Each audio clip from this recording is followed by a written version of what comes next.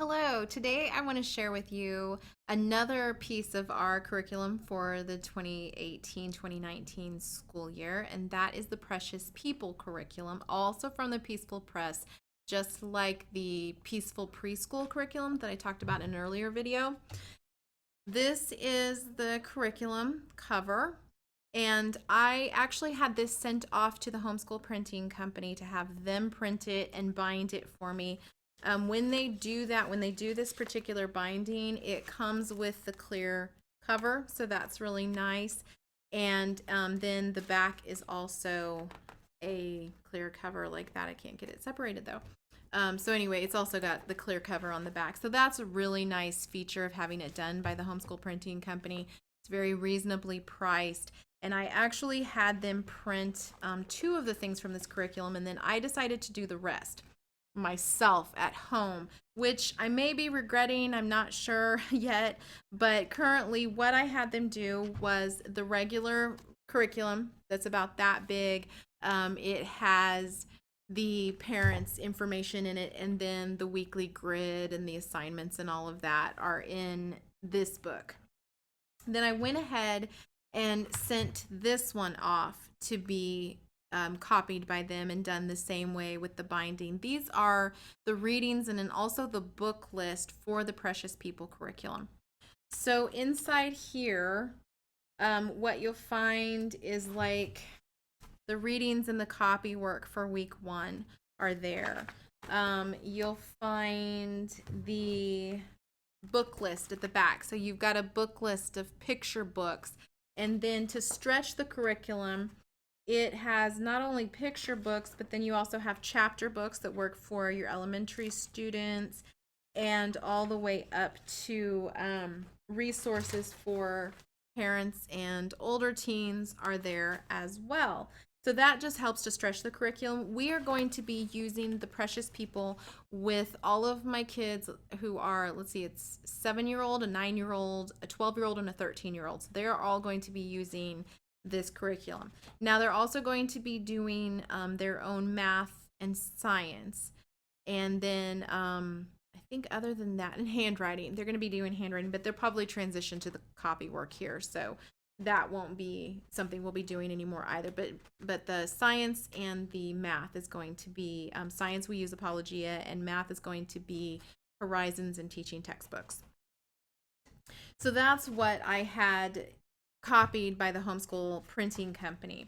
The Precious People actually comes with a lot of different files. Another one that's in that file is recipes that you're going to use. That's one thing I love about this curriculum is she has pretty much a recipe for every single section. And so you cook something that goes along with what you're learning, which is really, really neat. So there's a recipe booklet. I didn't have that printed off. I figured I could just print that myself. I just haven't done it yet.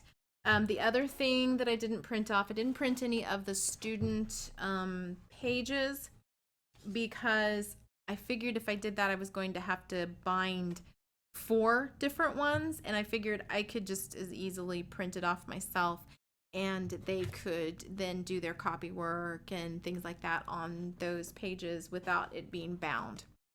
But if you just have one child, it might be kind of neat to go ahead and have that bound. The other thing that I didn't do, and this is the one that I may be kicking myself about later, is that I decided to go ahead and print the art study pages myself and then laminate them, which I think the laminating is a really great idea, but I'm not sure how my printer is going to enjoy printing off every single one of these pages. So far, I've only done 3 of the art studies, and what it is, the pages look like this. See if I can make sure I don't have a glare. That's better. So you have the picture. Oh, that's really bad. Sorry. Maybe there we go.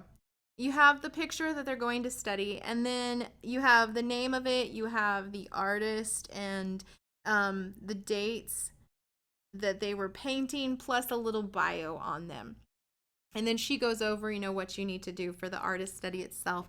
But I went ahead and laminated them because I knew they were going to be passed around the table with all my kids. And I was sure that my little ones were going to occasionally try to jump in on this curriculum as well. And so I wanted it to be durable with the lamination. And I have a laminator at home. I use a Scotch thermal laminator. I'll put the link down below. And I knew I could do it at home, but I'm wondering now, like, am I crazy? Is my printer going to give out because I keep printing all of these artist studies? But I really wanted this to be a component of the Precious People this year. I wanted to do this. And I know sometimes in the past I have kind of just left out artist studies, but I'm finding that my kids really enjoy them. We've been doing a little taste of it during our morning basket time, and that's something I'm going to do a video about later. I still have some tweaks going on with our morning basket, and so I'm not feeling like I can share with that yet, but they are enjoying the artist study, and so I was pretty excited to see that that was a component with the Precious People curriculum. I really appreciate the work that Jennifer Pepito has put into this. She has a lot of kids too, so she understands what it takes to put together a curriculum that you can use with multiple ages and doesn't take a lot of time for you to prep. That makes me really happy because I don't have a lot of time to prep curriculum and do a lot of teacher intensive things. And she has made this very, very simple. So in the parent manual that looks like this, what I do is I use one of my nifty Grace Note subscription paper clips that I have. I have a Grace Note subscription, and every month comes this really cool paper clip. So that's one of them that came last month, and so I use that to mark where I'm at in the book. Some people flag them, but I found even flagging them, I still need to have a paper clip to keep me where I'm supposed to be. So like you have the week 1 here, and you can see all the different pieces of this. Now math, you're going to fill that in yourself. And if you have just one child, go ahead. For me, with having 4 different kids in this, our math is one of those things that's just on autopilot. I talk about that in my book, Flexible Homeschool Planning, that I try to make as many subjects as possible that, routine. You go from here to here to here, and it's just this autopilot way of doing things. And that keeps me on track, and it keeps it simple for me so that I have more time to do fun things like this. So I won't be filling in that math section. But like I said, feel free to do that to keep it all in one place for you. So she has your Bible story and your read aloud for the day, and then things that you're going to be studying. So you can see by what you're studying there that this is for a younger crowd. My 12 and 13-year-old obviously don't need to know the days of the week, and even my 7 and 9-year-old are pretty versed on the days of the week, but it's something that we can definitely go over, and they're going to benefit from it. What I am going to be doing is obviously adding in more reading for my older kids, and then they are doing some other projects as well that are just part of our day. I also don't have my 12 and 13-year-olds sit in on the Bible story.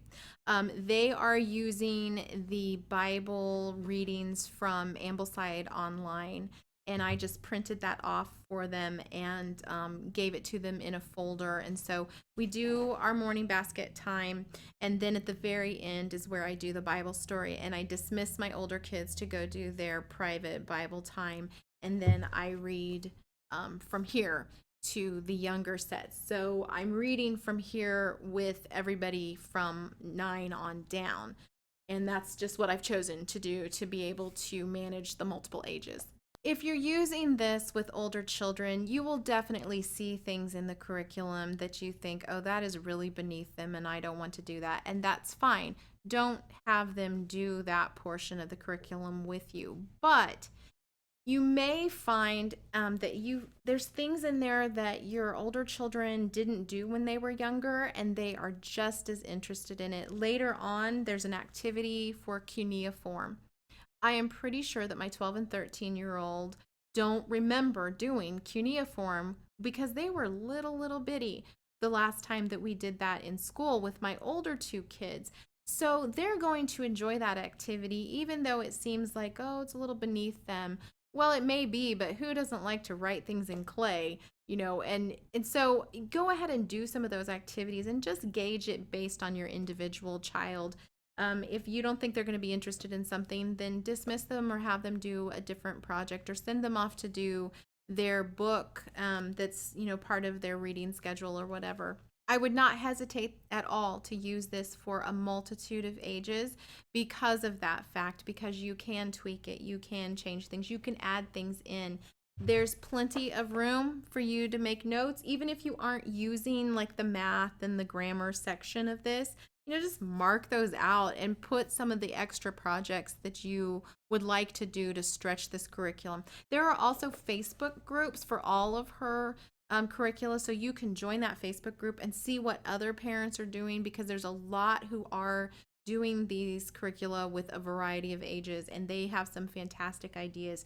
So go ahead and look them up. You can also check out my blog, raisingarrows.net. I will be continuing to share what we're doing from these curricula as we do them. I like to share on Fridays. I typically try to put out a post that shows what we did that week for school, and you can kind of get some ideas there of how to make this work for multiple ages. Down in the notes, you will see a link to the Peaceful Press, which is where these different curricula come from.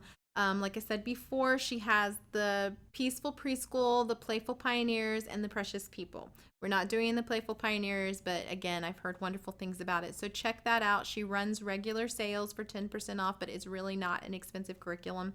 So you can get a free sample of pretty much every curriculum she has, and you can test it out, see what you think of it, and always, go back and buy later. I have really enjoyed so far what we've managed to do this early on in the school year, and I'm looking forward to continuing with this for the rest of the year with my kids.